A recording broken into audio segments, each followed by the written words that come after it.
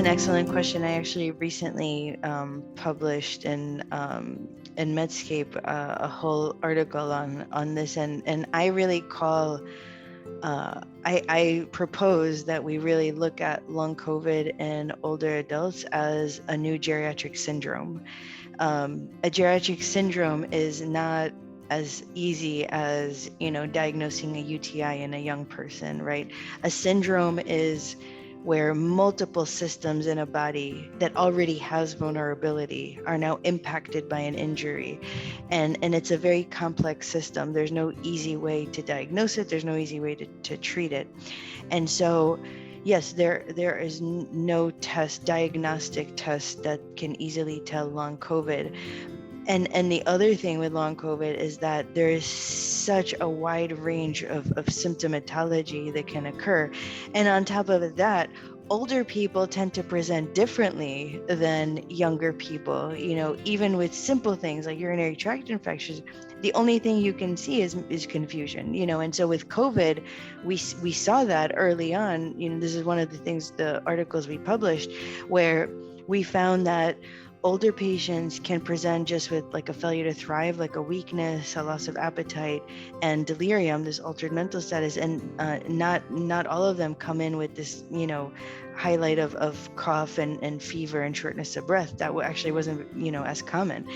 And so with long COVID, it's the same thing. I think, it's easy when it's like a tachycardia or, a very specific symptom that we can look at and try to evaluate. But when you're talking about the impact of long COVID on older adults, you're talking about, again, this like continued fatigue, this failure to thrive, this weakness, this now inability to do the tasks that you need to do to survive. You're talking about long-term cognitive impairment, which we published on, where a third of older adults can have this like memory decline, which is now their new baseline, which again is extremely debilitating.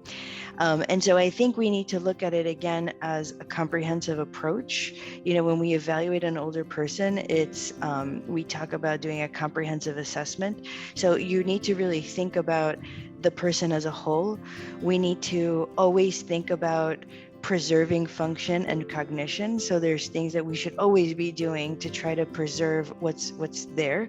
And then really look at the support the person has, psychosocial issues, social determinants of health. All these things play a role in how we need to address and manage long COVID. And so again, I think it takes a holistic approach. You need a multidisciplinary team. We need everybody. It can't just be a physician or a nurse practitioner. We need social work involved. We need the pharmacist involved. We need physical therapy. We need everybody involved here to really come up with a plan.